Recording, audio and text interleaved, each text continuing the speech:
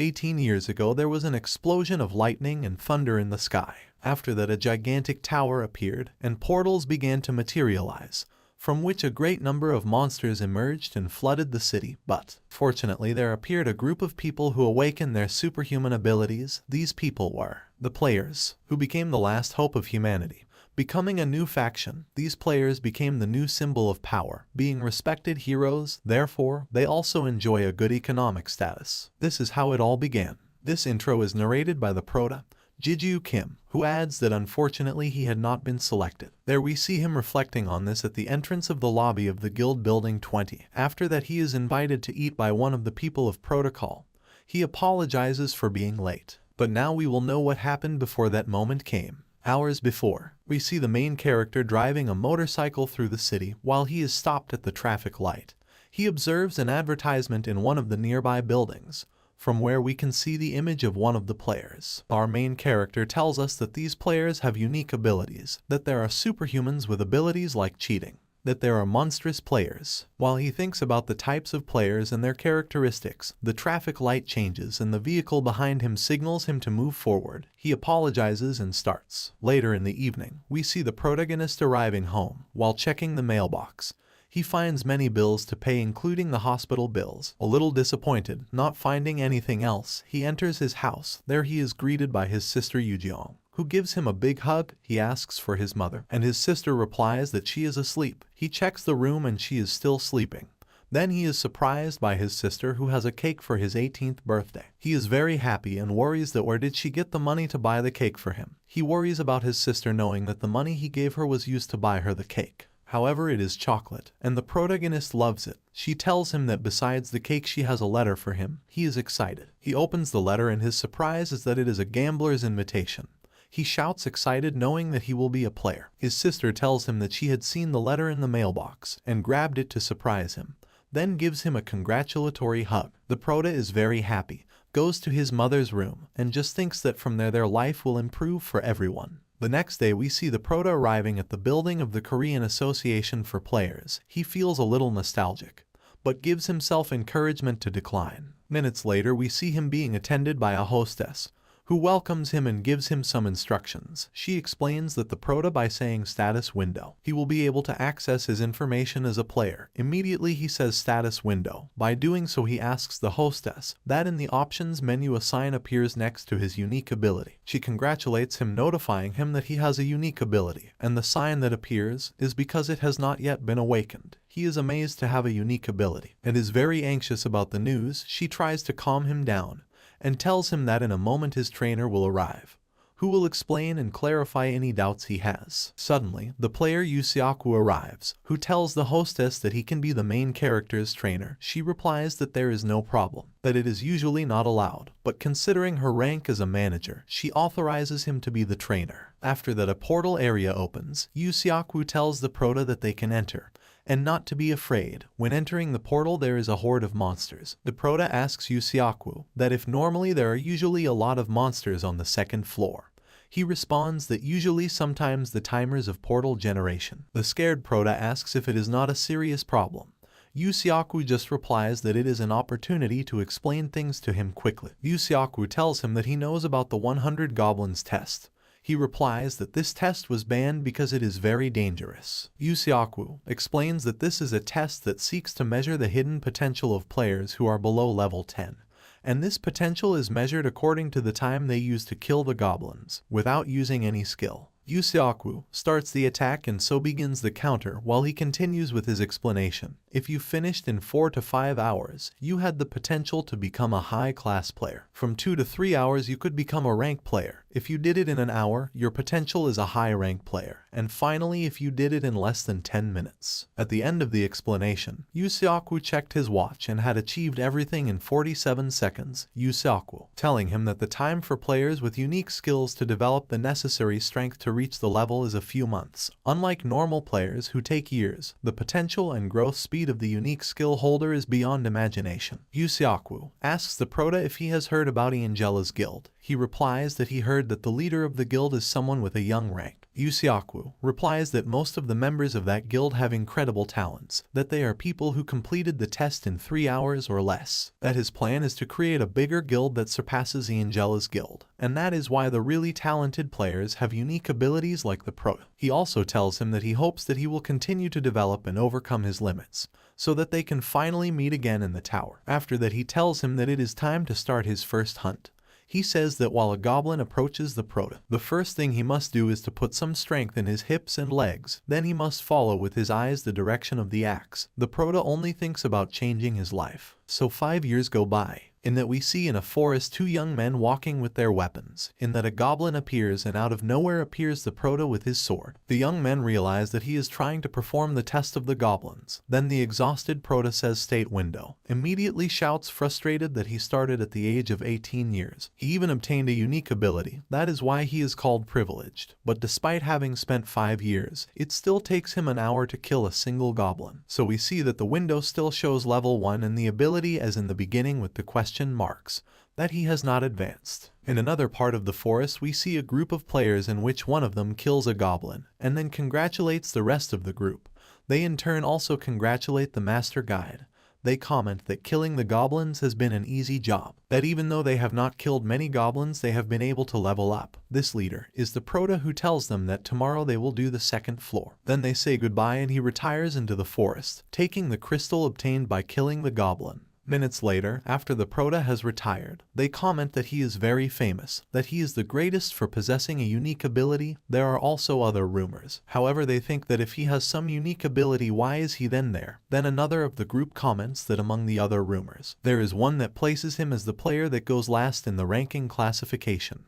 However, all are speculations and rumors. They also add that the Prota has a nickname. Among the other players, they know him as the dysfunctional leveling player. Moments later, the Prota is walking along a path withdrawn from the forest. There we know that he went there after finishing his workday, to serve as a guide. While he is alone, we know that he is in a place on the second floor, which is in poor condition, this being a place that he found over time, since he has spent a lot of time on the lower floors, and it is his secret place that is rarely visited by other players. It is a place where a goblin appears once a day. There the protagonist thinks that if he manages to find the weak point of the goblin, it would be an easier hunt, but the battle is not as easy as he thinks. Both attack each other brutally, and the fight becomes difficult, which takes him an hour to hunt the goblin. From that he obtained a crystal which when he sold it gave him only $20. Then he sighs for having received very little profit.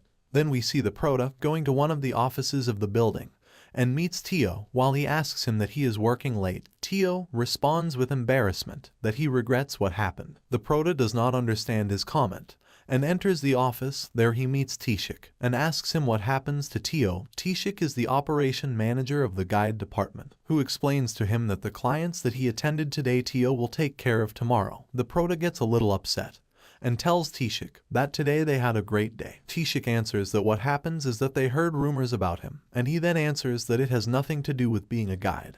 Tishik tells him that nothing can be done. Minutes later, they see a news on TV that the Angela Guild declared to take the 75th floor, as it has been stagnant so far, and that they plan to leave through the Soul Gate. So they talk about the benefits and opportunities. They also say on the news that a level S gate was opened in America, and that the US government, they plan to contact the Korea Association, and that they promise compensation for those who are sent.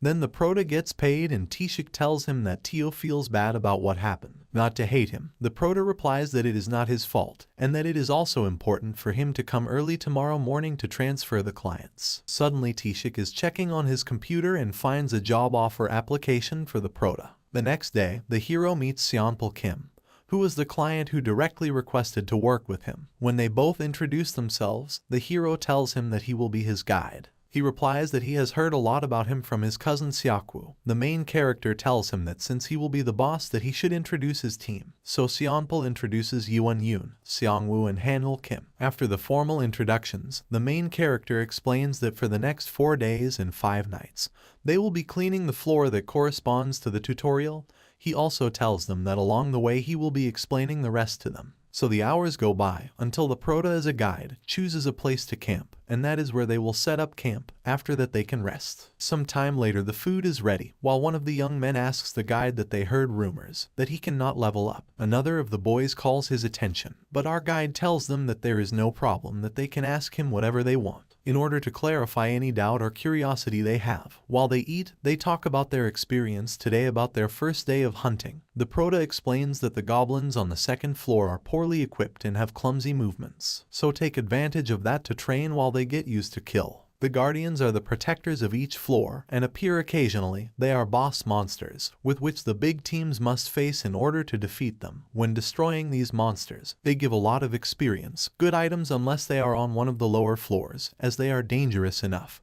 But anyway, do not panic, as there are guilds that specialize in hunting them. Also, the Guardians of the lower floors are quickly defeated, and it is currently very difficult to find any of them, although they will try to. Some time later, on the fourth floor of the tower at the intersection between the desert and the forest, we see a goblin fleeing in terror. While running he stumbles but is intercepted by a large creature, who brutally destroys him. On the second day of the tutorial, they were on the second floor of the tower. There they met an orc, and despite its large size the group managed to pass that threat. On day 3, they were on the third floor. There they met a group of goblins, which were not very smart, and thanks to a plan of the guide managed to generate a battle between the same goblins. In a night of rest the Prota asks Sionpol, since he sees him writing. He answers that he writes a diary since he received the invitation, and that he does it because he does not know if in the end he will write a book or something similar when he becomes a player of rank. Then they talk about the fact that they are close to reach the 5th floor. Being on the 4th floor, the goblins and orcs move in groups. The difference is that their strength and agility are a little better. Therefore the hunting methods are different, so we see Sionpol and the rest of his team fighting with different goblins, while our Prota supervises their performance. But suddenly he sees clouds of dust, and thinks that this is not the day that the Guardians should appear, so he orders them to finish the fight quickly, as they must get out of there. It is also known that this is not a game and can be annihilated, which would cause the destruction of the team. In fact, during the battle Hanul Kim is injured in front of another of his teammates, and minutes later the Guardian appears. The Prota orders everyone to flee quickly, so even though 2 of the team are injured, they run away as fast as they can, taking advantage of the fact that the Prota throws a smoke bomb, causing a distraction. They finish running away, arriving to a hidden cave in a nearby mountain. Sionpol asks what was that. It looked like a giant orc. The Prota answers that it is the Guardian of the 4th floor, but does not understand how he appeared, while trying to assess the severity of the injured, and tells them that fortunately they have food to take things calmly and wait for the rescue. But he is interrupted by another of the boys who tells our guide that Hanul is not reacting. The reason is that she has been poisoned by the goblins. While the Prota tries to look for the antidote, but does not get it in the briefcase, but by an oversight he does not see it. Then the Prota reflects, stops and thinks of a solution. They are very worried and tell him that it is dangerous, but the guide tells them not to worry. He has already mastered the tutorial floors. He will go out to send a distress signal, and believe it or not he is the best in the world in level 1. When he leaves the cave he realizes that the path pattern of the monsters has changed due to the presence of the Guardian. Therefore he must choose another path in order to send the signal. While walking he thinks that he has a smoke bomb left, and that he must dodge the Guardian at all costs. And suddenly while he is heading to a point to shoot the flare, he is attacked by the Guardian. Fortunately the Prota manages to dodge the blow, but the smoke bomb, which detonates, also allows him to make a shot with the flare in order to create the greatest distraction and thus flee the place. As he tries he finds a way out, but it is the 5th floor test.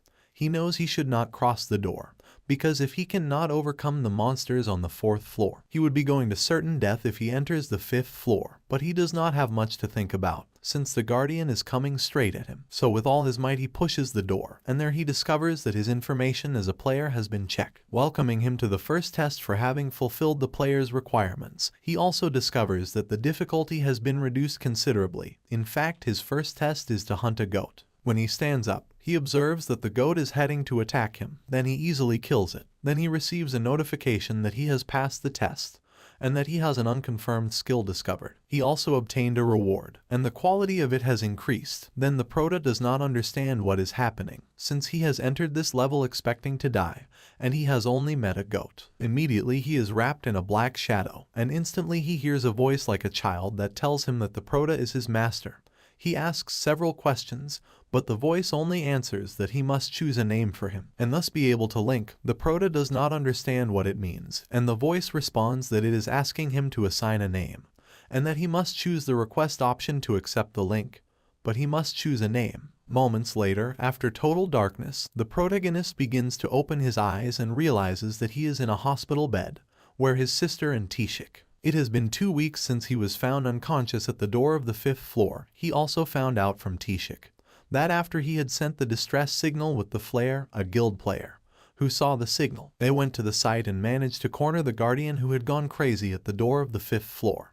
But in the end he managed to escape from the place. The Proto is surprised that they could not catch him.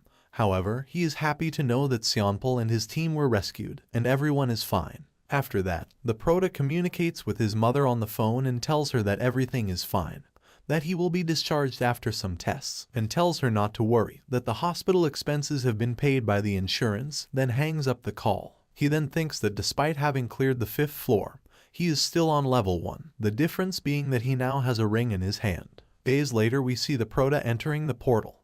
He even assigned the name Luo to the voice that asked him to synchronize. Little by little the Proto makes his way easily among the goblins he finds on his way. So we see that his unique ability is to be able to link with Ego, which is now called Luo, and that way he can use Luo's abilities, who has a level, stamina and magic ability at 7, strength and dexterity of level 18. Among the players some comment that he is very famous for the rumors that everyone knows as the guide who cannot level up. But another of the players responds that he is now famous for something else, and that is that he is known for being the killer of the tutorial. Moments later, he collects many crystals product of the slain monsters. But let's make a recount of what has happened so that our Proto has these skills and abilities, if before he could not so easily. A month before the Proto is in the forest, check your menu and appears the ability to synchronize with the Ego. There he realizes that it was not a dream.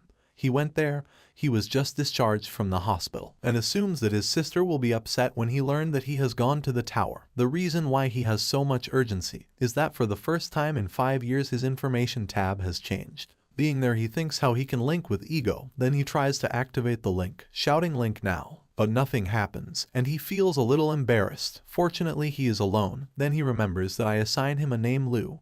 When he says the name, he hears the voice of Ego saying Lu has been summoned. In front of the Proto appears a mirror-shaped sphere, which has a random appearance due to the lack of skill of the player. Then Lu tells him that the ingredients for its materialization will be absorbed. Not having spent a second, Lu begins to absorb the clothes and other accessories that our Proto had with him, leaving him only in underwear. Minutes later the transformation occurs and Lu becomes a fabulous sword. The Proto asks the sword if it is Lu, and it responds that it is, and not to ask again. But our Proto has many questions. For example, he wants to know what an Ego is, if it has a soul. Lu answers that it is not a soul. Then he asks him what it is, but Lu answers that he doesn't know either, and that he should please stop touching it. Another question is if it can move by itself. Lu answers that for the moment it can't, but in the future maybe it can. He also learns that to undo the link it must be by the Proto's authorization, and that Lu can attack it. But he will not do it because if the Proto dies, Lu will also disappear. His last question is if he feels pain. Lu answers that he also feels pain and can even feel emotions if the linked master, so he decides to configure it. Seconds later the option is activated, and the Proto hits him with a rock, causing a slight pain, to verify if the information was true. Again we are back to the present time where we see that during the battle Lu has absorbed the blood of the orc, which has served as experience points, and has leveled up. Even after that memory Lu and the Proto talk about what they have been through. Then the Proto tells Lu that they must return since his bag is full of crystals.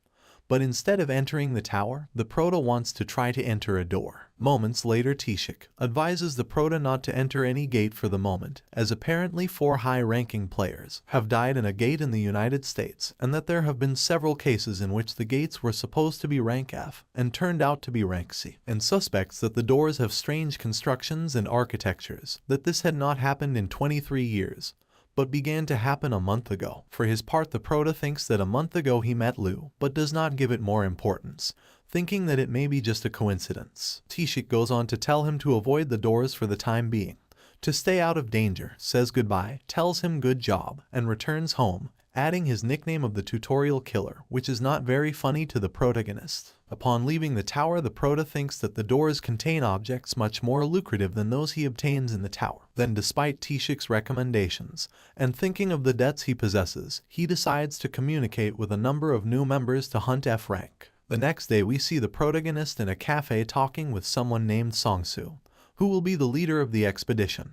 Both are formally introduced. After this, Songsu asks him if it is the first time he is hunting doors, and he responds that it is. After that, Songsu gives him a contract. Songsu then gives him a contract, in which the agreements are stipulated, highlighting distribution percentages, reduction of fees for non-compliance, among other clauses, which he must read so as not to have any doubts. As additional information, Songsu tells him that in 2 days they will meet at a station that will serve as the departure point, and that he must not be late. The first group are the doors that disappear once they are cleared, and the second are those doors that remain, which allows to repeat the hunt. However, the permanent doors provide lower rewards than the doors of the first group. That is why they are in one of the doors of the second group. Less reward, but less risk as well. Then they check their equipment and that everything is working properly, so they start the tour.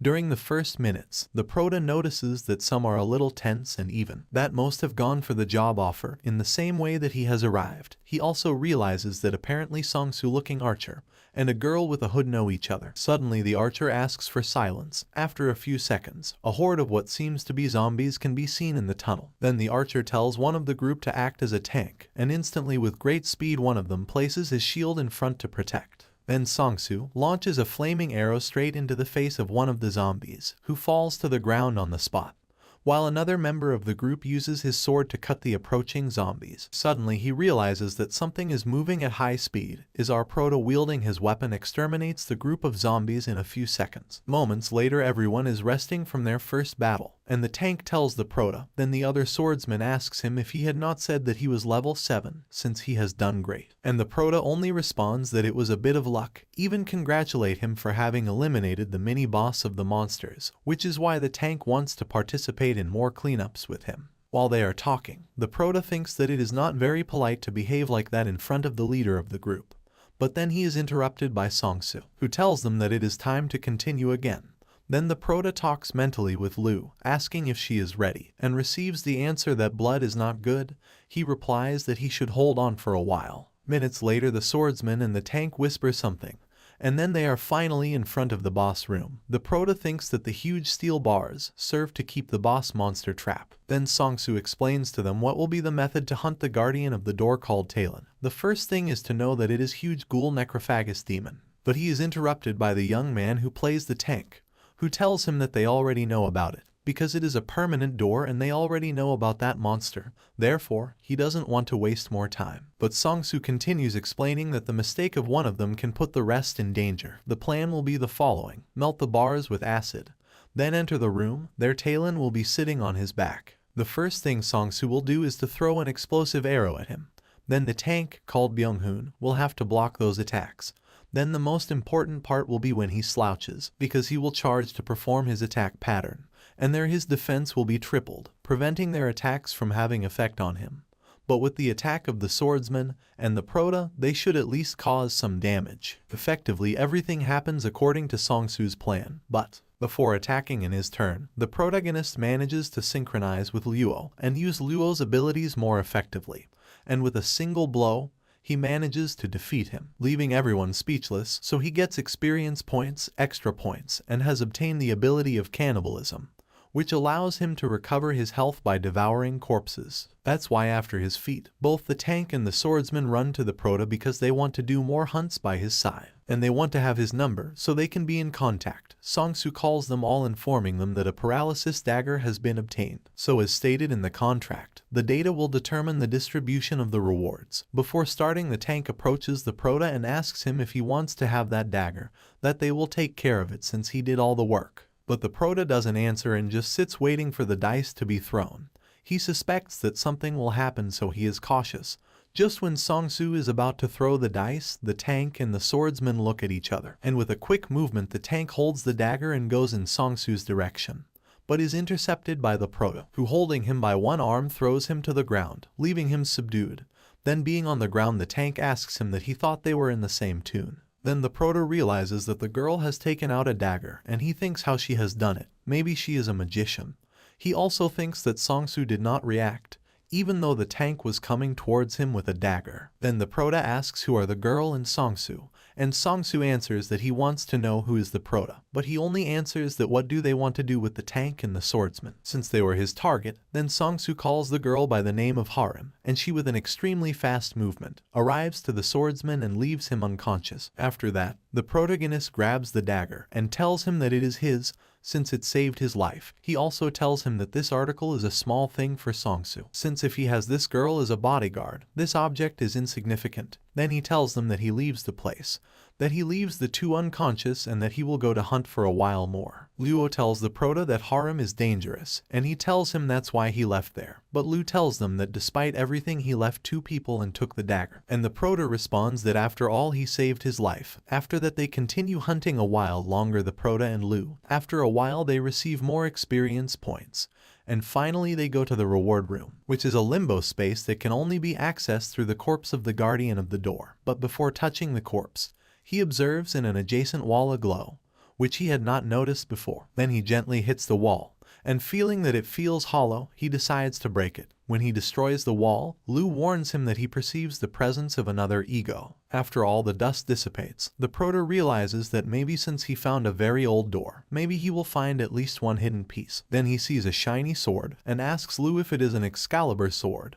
But he doesn't answer, so he decides to pick it up. When he does, it hears a voice that asks him if he is his master, in the same way that had happened with Lu. Then the ego of the sword tells him that he waits for a master and for his call. The protagonist tells him that he wants to be one, and the ego asks him to please choose a name for him. Then he calls her L. While he contemplates the sword, the ceiling begins to collapse, and both Lu and L tell him that he must flee. Between the egos they begin to argue, since both can hear each other, but the Proto orders them both to be silent, and decides to run towards Talon's corpse to access the reward room. While he runs towards Talon, the floor begins to crack. Then L asks him if he wants to go to the reward room.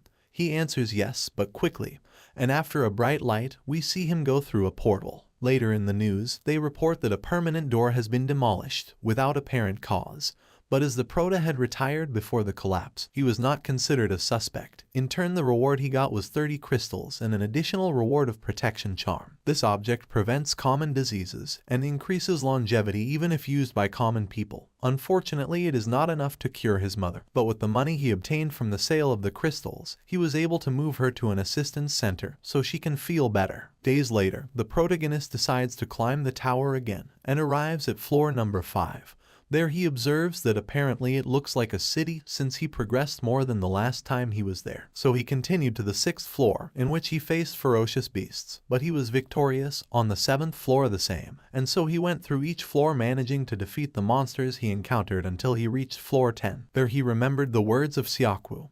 He also realizes that both Lu and El have leveled up as well, and that despite sharing the experience, and that this causes a slow leveling up. Thanks to the synchronization, he feels that he is much more efficient, and comes to the conclusion that if he gets more egos, then he can be more powerful. In another place moments later, we see an auction house, in which we see people bidding for different objects that are presented. Then the protagonist asks El and Lu if they perceive something, but both say no. Then he thinks it was a bad idea to have gone. But at that moment they announce that the last item of the day will be auctioned, the bracelet of the wounded. Then in unison El and Lu exclaim that it is an ego. Unfortunately, he cannot acquire it since it was very expensive, and he is a little discouraged, but he is glad to have sold the dagger of paralysis for a high amount. Later in the evening, we see him shopping for food for his home, while he talks on the phone with Tishik, who scolds him for having entered a door, despite his warning. After talking about various issues, they agree to meet for lunch. Then while he walks home, he thinks about the pros and cons of climbing the tower, taking into account what is better, and the benefit he gets, since he wants to improve his quality of life and that of his family. But suddenly in an alley in front of him a kind of portal materializes in the supposed door. Before continuing, it is necessary to know what is the protocol to follow during a door formation. The first thing is that they are not dangerous. Second, you must keep your distance, and under no reason to enter it. Third, you must give solid evidence of the appearance of the door. Once the verification is done, the person who has discovered it will have priority access to it. Now let's continue with the story. In the door supervision department is Tishik, who, checking his computer, has received a door formation alert, which is very close to the main character's house. Realizing that the person who reported it is him, so he exclaims a scream. Moments later, the people in charge of the legal department arrive. They explain the conditions to the protagonist, among which they highlight that he has a period of 5 days to enter. If he does not do it, he will lose the access rights and they will be auctioned. Additionally, there are other clauses that he must take into account. After thanking him, the person in charge of the legal area leaves. Then Tishik, who is in the place, decides to invite the protagonist to have a drink to talk a little. After drinking a few glasses, Tishik tells him that the door is of rank F, and if he is sure he wants to enter, he answers that he wants to do that and not to underestimate him, that now he is much stronger than before. Tishik asks him in which floor he is now. He answers that he is in the 11th. And the level is the same. Tishik answers that he has 4 days to finish his preparations, and then look for him, because he wants to know if he will be ready to enter, and if he is not sure that the prota is ready, then he will not let him go. 4 days later, the protagonist and Tishik meet in the basement of the building. It is a training room, which is of little use, which has several weapons and security elements. Tishik asks him if he is interested in having any position within the association, for example an agent position or another position, but the protagonist thanks him but rejects the offer. While they are talking about different topics, Tishik rolls up his shirt sleeves. Then the prota asks him if he is not going to take a weapon, but Tishik tells him not to underestimate him, since he is a former high rank. Then he knows that he cannot beat Tishik, but he thinks of being able to defend himself at least. So the fight begins, and Tishik starts his attacks that the prota manages to withstand. Although a little tired, Tishik tells him that he must focus, since lowering his guard at a door is the same as dying. Our prota knows that Tishik is right, but Tishik has a plan,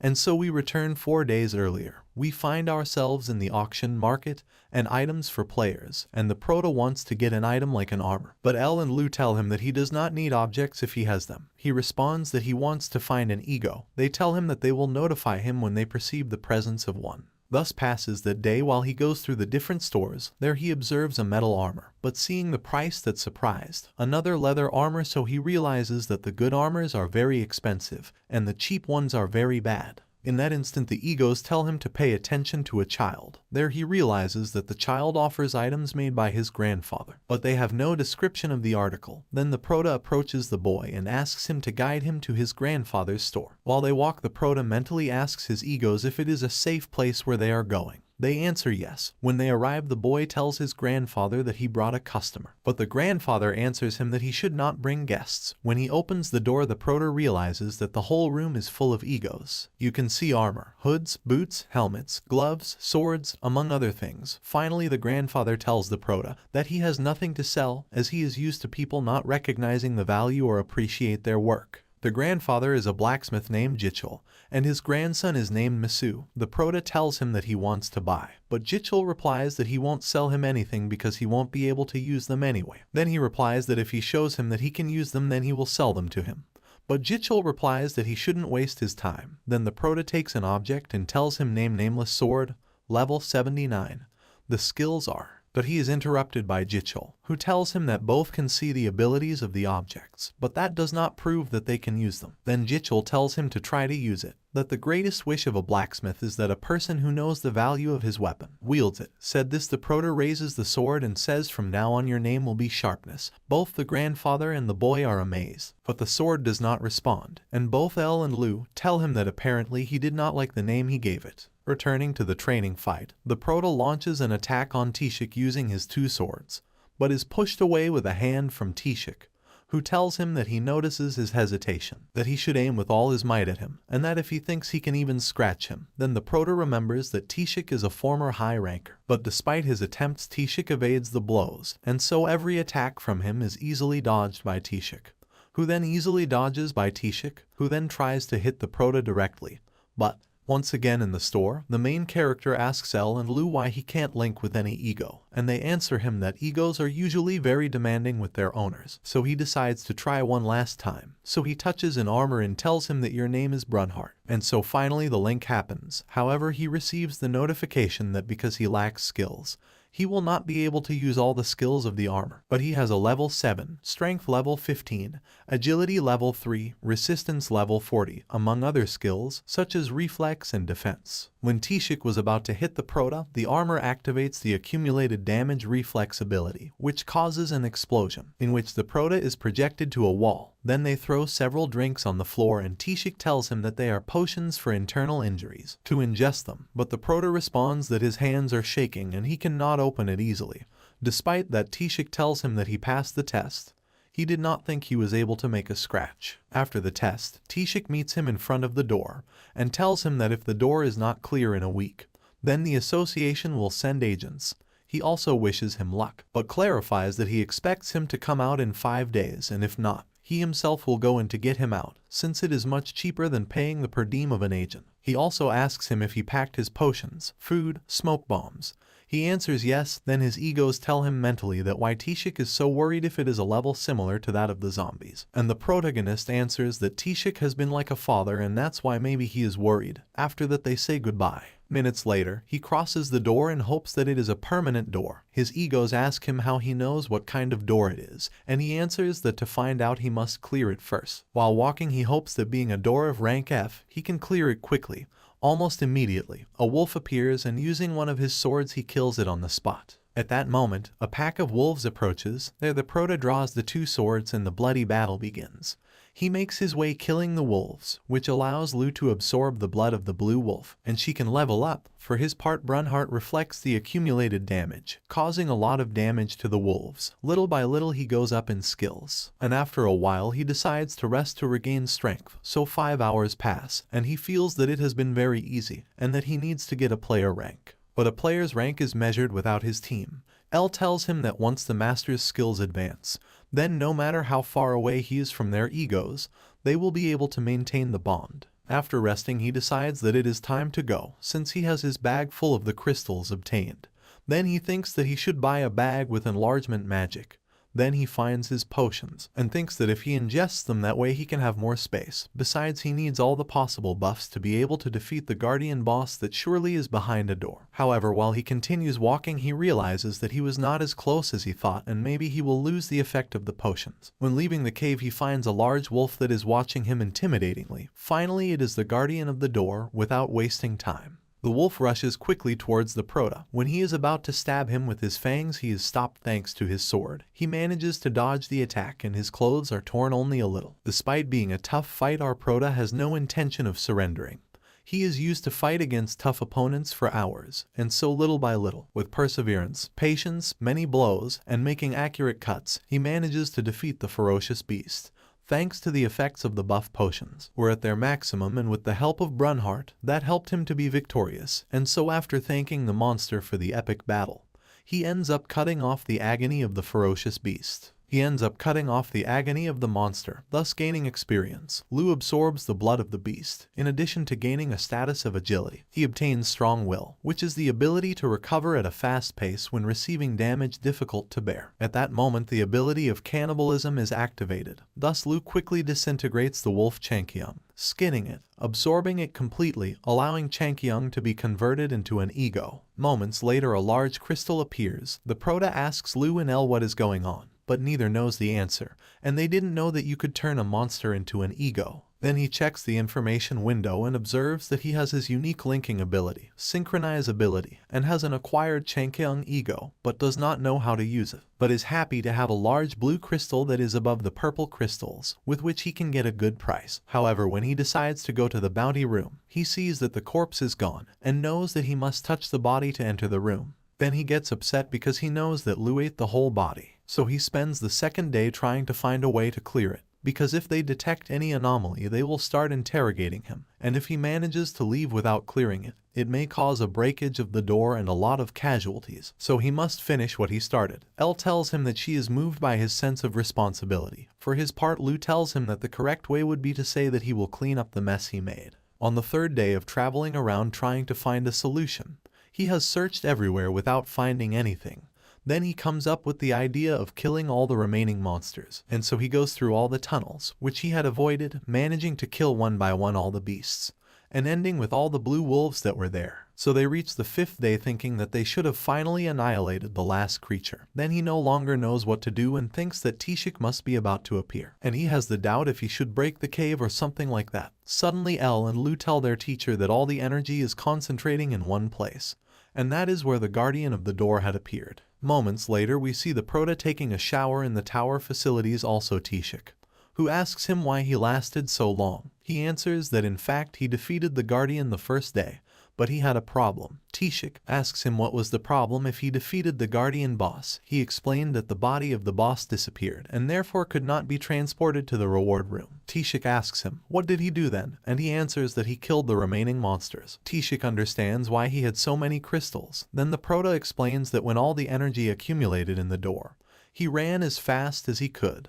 But it seemed that the world broke into pieces and accumulated in one place. Then the subject, all that energy, managed to acquire a fragment of ego, and in turn go to the reward room. Tishik interrupts him, asking him what he is trying to say, and he answers that he thinks that the doors can be egos. After leaving the tower offices, Tishik tells him that he will deposit the payment for the crystals and his reward in his bank account, which is approximately $50,000. Tishik will ask him if he will go to the hospital. He answers yes, since she must be a little worried. Then Tishik tells him that he will take him, but the Prota is embarrassed and feels ashamed because Tishik's car is pink. Hours later they arrive at the hospital, and after greeting his mother, Tishik talks to her while the protagonist and his sister look for something to wake her up. She tells him that she was just taking a nap. Then a grandmother appears walking through the corridors of the hospital. She approaches because she heard the voice of the protagonist's sister. After greeting them both and shaking their hands, the grandmother leaves. However, after advancing a few steps, she tells the protagonist that several energies are in conflict, that he should be careful not to get lost, and that he can fight against the adversities that may arise. He is left wondering what she meant. The next morning, our protagonist wakes up in the hospital and is approached by the doctor, who asks him to take some time to discuss delicate matters. That same afternoon in the tower we see a portal and some players are there. Among them passes our Prota with a cold and melancholic aspect. They recognize him as the matador of the tutorial, and although they are fans of him, one of them, when he decides to greet him, notices him with an attitude, which is not the usual, so he decides better not to greet him. As the protagonist walks, we understand that the doctor has given him bad news about his mother's health, since the muscles are very damaged. And despite the care, she also has other medical complications, and her condition is serious, and she may have at most a year to live and at least 3 months. With that in mind, the protagonist enters the door. There he meets some monsters, and with the anger he has, he destroys them quickly. Each floor he passes quickly because of the rage and anger he has. He is frustrated. Even Lu tells him that he feels like dying, but she comforts him by telling him that she knows that it is a result of the critical state of his mother's health. So he goes through the floors until he reaches the 19th floor. At that time he passes by a group of players who say that he is the madman who has been there for 2 weeks and has been collecting crystals during all that time, and what he carries on his back are bags full of crystals. One of the members of the Spear Guild tells him to let him help him by carrying part of his bags. The Prota only places the sword on one of his shoulders without saying a word. Then he tells him that he does not know who he is, but he only answers him to shut up and not to covet the things of others, then continues walking. In his eyes you can see the thirst for blood. At that moment a representative of the association appears and everyone flees from the site. The agent introduces himself to the protagonist as a security member of the 19th floor of the Players Association and wants to ask for his cooperation, as well as asking if his name is Jiju Kim. Later we see the Prota in front of Tishik in his office while he asks him what he wants. Tishik scolds him for being absent for 2 weeks and tells him that the reason for looking for him is to inform him that there is a way to recover his mother's health, since she has an unknown disease, and therefore a way to cure her is by means of an elixir, since any all-powerful potion can cure any disease. Only 3 have been found, one at the beginning of the tower as a reward for the first person who overcame the 5th floor, and the other 2 as a reward at the doors. So Tishik presumes that in the door of the labyrinth there must be another, since that type of door has a notorious level of difficulty, has a wide diversity of monsters of various ranks, also has a powerful guardian. Tishik goes on to explain that 2 days ago a 3rd labyrinth door appeared in America, and since they are miscellaneous doors, anyone can challenge them. After the conversation, Tishik tells the Prota to leave his bags there, as he will buy everything he has brought, and deposit it in his account without charging him any commission. After the conversation we see Tishik in his office wanting to go back to smoking, as he has been very tense because of the Prota. Moments later, after showering and changing, we see the Prota meet with Sung-hoon, who is the person Taeshik assigned to take him to the door. Sung-hoon tells him that Taeshik took care of all the logistics related to documents and supplies needed. But before leaving, the Prota asks him to wait a moment. Then he enters some floors, quickly passing the tests, thus obtaining the ability to synchronize evolved, which means he can use 35% of the ego's power. Sung-hoon asks that usually passing the 23rd floor test takes a day, but the Prota has done it in less than 20 minutes. Sung-hoon continues and asks him if they can leave. The Prota asks him what time the flight is, and Sung-hoon answers that they will not go by plane. They will use another means of transportation. So they arrive at floor 5N of the branch of the Korean Hunters Association. It is an elevator inside the tower, which will take them to a floor that is not very visited. When you reach the indicated floor, you can see the International Transport Management Center. There are secret portals that not anyone can use, but Taeshik is the head of the department, so he can authorize whoever he considers. Finally, they reach the portal that connects with the United States, and so in an instant they appear in the United States. Later that same day, we see Sung-hoon driving a car in the company of the protagonist, who is reviewing a report, where it can be seen that there are high-ranking people who announce their participation in this incursion, among which are the Iron Shield for the United States, Athena for Europe, the Demon King for Korea, and so they finally arrive at the appointed place, where you can see the third door of the labyrinth of Hyund. Upon arrival, they pass through the security checkpoints, where when they scan the protagonist, they realize that he is only level 1. Has no stats and apparently has no skills. However, for everyone there is always a first time. While in the labyrinth, we see the main character fighting against a giant tarantula accompanied by Sung-hoon, who stabs him directly in the face with a spear. After that, they say goodbye. Since 15 hours have passed since they entered the labyrinth, the main character thanks him for his help, and that thanks to Sung-hoon he was able to adapt quickly, while Sung-hoon replies that his growth speed is amazing, and hopes to see him back in Korea. Later we see that the Prota has been leaving graffiti marks, so he can mark the parts of the door, and thus identify that he has been there before. It has been a week since Sung-hoon left. He can even take care of 3 giant spiders at once without any problem. But getting used to only one type of monster means he is stagnating, and if he wants to get closer to the boss room, he will have to meet a strong monster. Among his things, he has a roll of spider thread. It is an object that allows him to return to the entrance of the door once, and it is a gift from Taeshik. He will only use it when he gets an elixir. While he continues walking, he hears a scream of a woman. Elle and Lu warn him that he should not go, because it is possibly a trap. However, he decides to investigate. When he arrives to the place where the screams came from, he observes that there is a girl tied to a tree. The Prota wonders why there is only one girl tied up. He thinks it is a trap and she is the bait. Then when he is about to leave, she starts to cry for her mother. Then the Prota, using his sword, cuts the rope, freeing the girl. She tells him that her name is Sujung, and she got lost when she got separated from her group accidentally. That she gained a buff skill with her original talent, and as long as someone gains a talent, even a 10-year-old kid, then he can become a player if he wants to. Then the Prota knows that it is very dangerous to bring in a team of minor. However, since there are not many people with that buff talent, that's why they brought her to that place. He gifts her a safe placement kit. It is not high rank, that's why it only lasts for 1 day, but someone who is going to help her can appear during that time. She, however, comes up with an idea, which is yes, she can accompany him.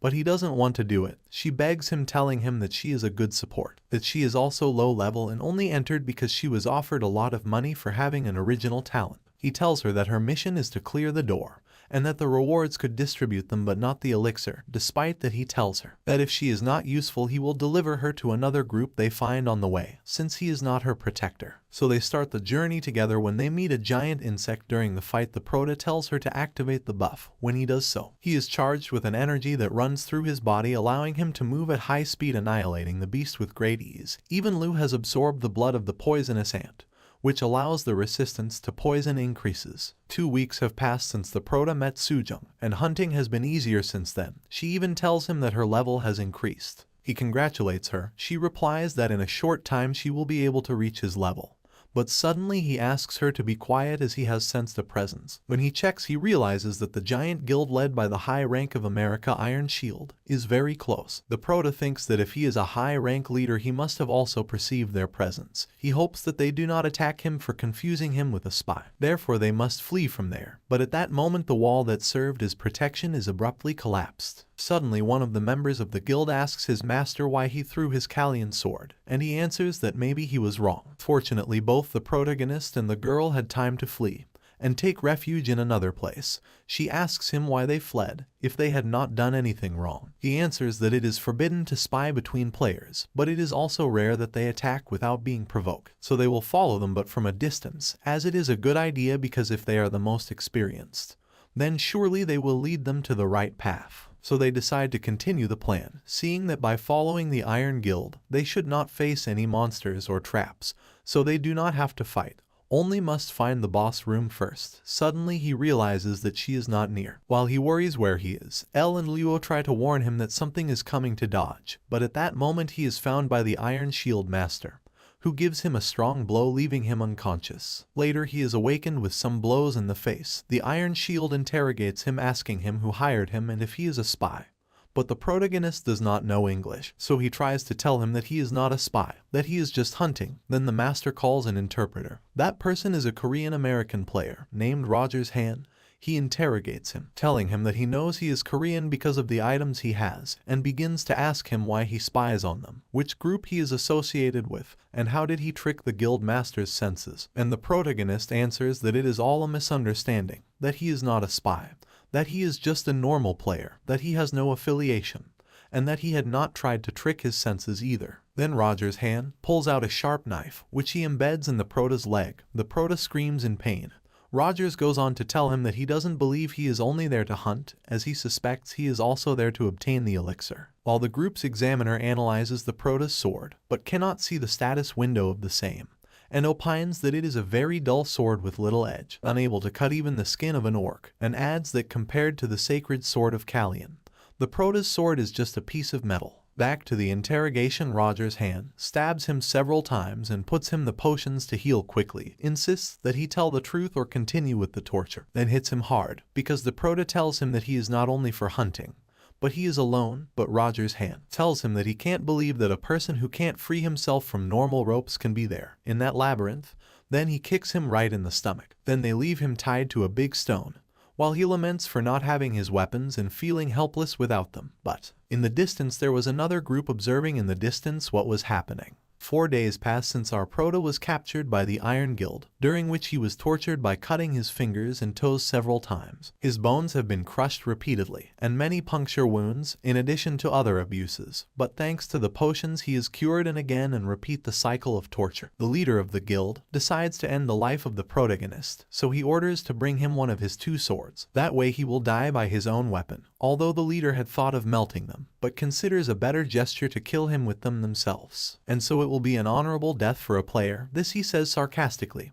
Then the guild master holds Lu and places the tip of the sword in the chest of the protagonist before stabbing him. But at that moment Luo's link is re-established, which allows the Prota to synchronize and get the enhanced skills, allowing him to break the ropes and place the sword in the guild leader's face, in front of his group's gaze. But the leader holds the tip of the sword with his hand, while telling the Prota that he has been hiding his real strength, and that he understands that the Demon King has used him as bait. And while this happens, an arrow appears out of nowhere in front of the face of the leader, who detects that it is an arrow Artemis, and realizes that it is the Guild of Athena. She tells him that she has a long time without seeing the Iron Shield, and this one breaking the arrow responds that he presumes that it has been a declaration of war. She laughs and only tells him that when they have stopped being at war, and with a full speed begins his attack. But Iron Shield only places his sword Kalian on the ground and begins to emanate a strong energy around him, and a shockwave originates a lot of dust. Then Iron Shield orders Roger's hand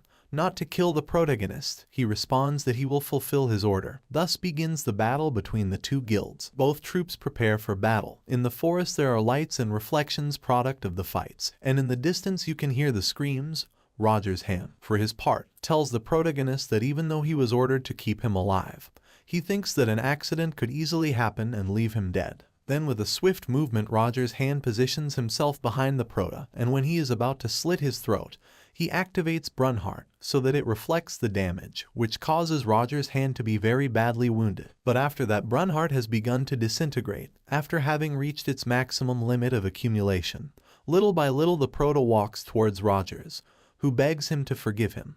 But having received so much torture from him, without saying a word, he stabs him with his sword. Then he lies on the ground, weak from the wounds he has received. However, while lying on the ground, he sees a figure approaching him. It was Sujung. She tells him that if he saves him and gets him an elixir, he could do something for her. He only answers that first he wants to kill the Iron Shield and destroy the Oran Guild. She answers that they are two things, but that he wants something else or they have a D. He answers that he wants the sword that the examiner of the Iron Shield group has. She answers that there are many conditions. After that he faints. There we see the young man arrive who was at the entrance before entering the door to the main one, who tells her that the protagonist turns out to be an interesting person. She replies that she has observed him, and that she is surprised how he stabbed Rogers with all coldness. The young man asks her what she will do with Rogers, but she replies that she will let him live, since he has a fairly high level, so maybe he can recover. What happens next will depend on his destiny. Minutes later, as she walks, her entire body begins to emanate a fuchsia-colored energy, then exclaims that she will be the person responsible for annihilating the Demon King.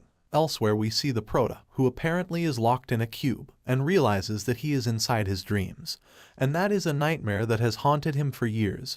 During the dream he realizes that he is in a well, and they have thrown him a rope with a bucket, but he does not have the strength to climb. Suddenly a kind of demon appears while telling him that yes, he will only complain about the time that the link was broken.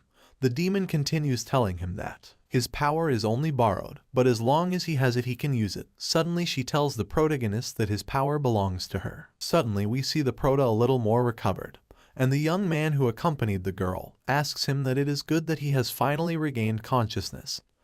He thinks that Sujung is related to the Demon King. The young man tells him that at his side are his two swords, and recommends that he should rest a little more, because despite having healed his wounds with potions, he should keep a little more rest, and that he is currently in danger in many ways. Minutes later we see Sujung levitating surrounded by a huge source of energy. The protagonist does not know who she is, and the young man tells him that he will meet the demonic commander, who in fact is the owner of that maze.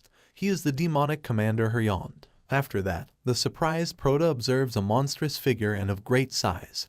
He thinks how it is possible that it is such a big door in front of the commander is levitating Sujung. Loaded with a huge source of energy, the young man tells the Proto to be located behind him, then squeezes something in his hand that when falling, creates a kind of barrier. After that, the monster makes a brutal attack towards Sujung, but she activates her unique ability, which is called Ink Flame, managing to form a giant sword, which makes its way through the attacks of the commander, impacting directly on him, causing a destruction of a large area. Moments later we see them arrive at the reward room, where the Proto gets the elixir. Then the girl tells him that she has fulfilled her part of the deal, and that she knows that there are still other conditions of the agreement that include some pending revenge, but she assumes that she will ask for his help. The Proto wants to know what her name is really. She answers that her name is Sujung and her companion is called Ball. He has also received an elixir, and Sujung too, but she gives her elixir to the protagonist, telling him that it will help him to take revenge on the Iron Guild. Then to achieve it he must be in good condition, and as he has some parts of the body that have not yet been fully healed, that he should drink the elixir. But the Proto hesitates a bit, as she previously wants him to become her slave, but she replies that actually she wants him to be her disciple, but not now because he is a useless weakling, that he should look for her after the Proto has reached the 50th floor. And after that she will take care of him. Then she marks him on the head to remind him that they have a contract both. She also tells him that he must learn as much as he can, and tells him that she will teach him how to strengthen his swords, since she has realized that they are quite unique. But first of all he must drink the elixir since he must get stronger. Later we see the Proto in front of the Iron Shield, and the guild leader tells him that it was all a trap, and that he stole the boss from them while they were busy fighting. But Sujung interrupts, explaining that the rules say that the first to arrive is the first to serve. Then she treats the Proto, calling him as a disciple, and wishes him luck. Then the Proto, wielding his sword, runs in the direction of the Iron Shield, but this also runs in the direction of the Proto while shouting at him if he has become a subordinate of the demon or if he has always been. The Proto responds that this is not important. The really transcendental thing is that he will kill him. But, moments before, we see the protagonist drinking the elixir and notices how his whole body is being fixed. However, after that, he does not feel any significant change, but Sunjung tells him that the changes in his body are for now small and what is really changing are his abilities and latent powers, but that this small difference can result in determining the difference between life and death, that for now the most noticeable change is being able to see and react and therefore his senses have increased. During the training, she tells him that it does not mean that he is capable of fighting with the Iron Guild, that he is just beginning to experience the first changes, and that if he tries, he could only just dodge an attack. Back to the battle between the Prota and the Iron Shield, we see that in that first attack the Prota manages to evade his attack. Then the guild leader activates the power of his sacred sword Kallion and initiates a direct attack and is blocked by the sacred sword L, awakening his ability, which allows him to absorb the power of the sword Kallion, but only a small fraction of the power, since the Prota still has a low level. Then the Prota takes advantage of the feeling of embarrassment and frustration that the guild leader must have, and with a skillful movement takes distance, then using the thread of the spider web that is the object that allows him to escape from the door. And fortunately an excellent gift of Tishik. He waits for the leader to get as close as possible, and at the last instant he teleports, leaving the Iron Shield furious. Moments later, we see the protagonist appear at the entrance to the gate, which has been cleared, where he finds Sung-hoon waiting for him, and is very happy to see him again. Hours later, the Prota's mother is brought to the house, thanks to Sung-hoon's support. She is very weak, and tells him that she wanted to see him one more time before she died, and that there is something she always wanted to tell him. She pauses and says, "Son, you are." But he suffers from intense pain, and without wasting a second the Prota gives him the elixir. He waits a little while it starts to take effect, then exhausted, he falls asleep next to the bed. Then Elle and Lu try to communicate, but they realize that he is sleeping, and they have the feeling that Sunjung is dangerous for his master, but they decide to let him rest since he has had a very hard few days. Later that night, we see how the elixir has gradually taken effect on his mother, and suddenly she opens her eyes. Minutes later in the evening, Yujeong is walking quickly to her house while trying to communicate with her brother, but he does not answer. She is very upset because she only received a message from her brother telling her to return home as soon as she can. She all the way home. She tries to call him but he does not answer. When she arrives home and opens the door, suddenly her mother appears and tells her to lower her voice, that her brother is sleeping. She also tells her to sit at the table because she must be hungry. She also asks her how was her day at school. Yujeong is surprised to see her mother standing up, and even cries from the happiness of seeing her recovered. Moments later that same night, the Prota is sleeping, but he hears a conversation outside his room.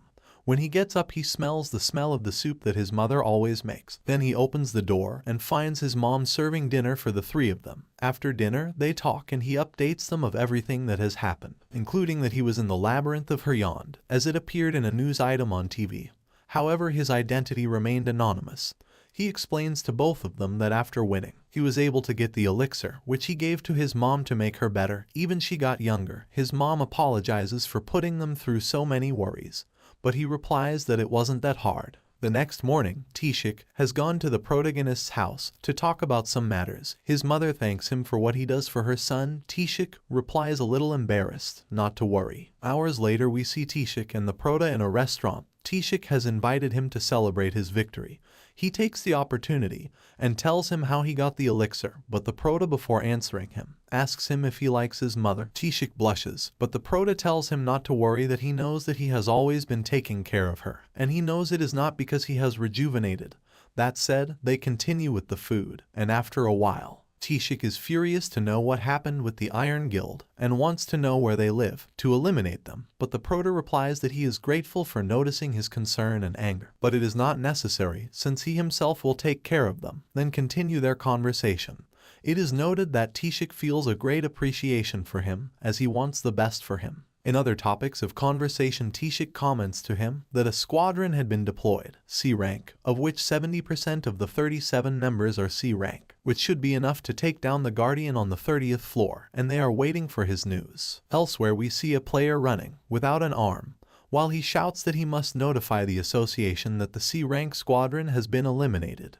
Behind him we see the brutal Guardian stalking him. The next day, Sung-hoon informs the protagonist that he is there on Tishik's orders to find out about his and his mother's condition after taking the elixir, since this is not something that can be verified in a normal hospital. Sung-hoon tells him that the yellow crystal he obtained together with the elixir, he gave half of the amount of the sale to Taeshik, following the instructions of the protagonist. Also tells him that after having made the corresponding payments, he still has 20 million remaining, in addition to having looked for a new house so that they can move, taking into account the requirements requested, and informs him that from that moment on he will be his personal assistant by orders of Taeshik. That same night, Sung-hoon tells Sung-hoon that following his instructions, he has already prepared everything as he requested, including the 8 million in cash. Sung-hoon wants to know what he needs the money for, and he replies that part of the armor that was destroyed was bought on credit, so he will pay off the debt and order new equipment. Sung-hoon asks him how much the loan was, and the answer leaves him speechless when he learns that it was $3.5 million.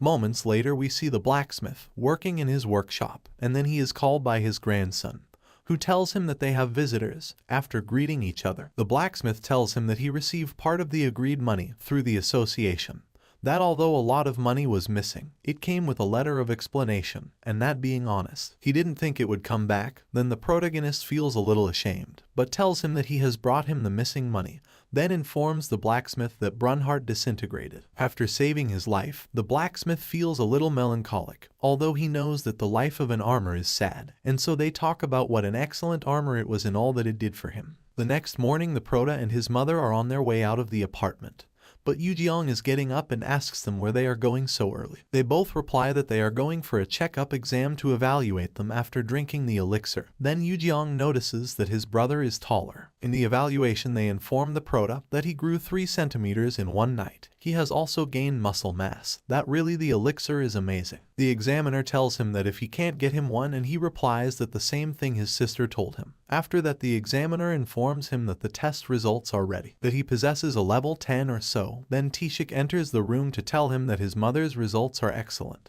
that she is perfectly healthy, and she is much stronger than any average man. That even though she is a civilian, the amazing thing is that she can use items if she wants to. Taeshik continues the conversation, telling her that he is there on another matter, but first he wants to know if she has been hunting. The prota replies that she has not, and in fact has been taking a well-deserved rest. Taeshik wants to know when he will be hunting again, and he answers that after the weekend. But to tell him what is going on, Taeshik tells him that they lost communication with the C rank team. Therefore they want to put together a new B rank team to send out next week, and apparently the missing monster was able to hunt the players to become more powerful. The following week, there are at least 30 members, of which more than 60% are B rank players, and there is also our protagonist, whose rank is nothing. A week before, Taeshik explains to the prota that he must obtain an official rank evaluation, that although his body's capacity will be a D rank, if he takes into account his hidden potential, he will most likely obtain a B rank. Then the prota explains to him how is the classification of the rank taking into account the level, and he is still at level 1, as well as taking into account the aspect of the hidden potential. Taeshik explains to him that the hidden potential is actually the combat power and your mana control. That imagine that users with innate abilities, their levels don't really matter. In fact, the important thing is that the skill margin increases, and that's why most people feel that their level doesn't matter too much. Also, because of the contract, it is not necessary to disclose personal information. Therefore, you can't observe other people's levels. The prota replies that if he is ranked, he might attract attention. But Taeshik tells him that he will attract attention anyway. Since being the tutorial killer, he will obviously attract attention for becoming a B-ranked person. But the prota doesn't want to attract too much attention. For example, the Iron Giant, who is looking for him, so he doesn't want to stand out. But Taeshik has an idea that he will temporarily join a clan, although it is a bit difficult to accept a stranger. But while checking the list, the prota realizes that there is Seonpul, and he will be the person who will be able to help him.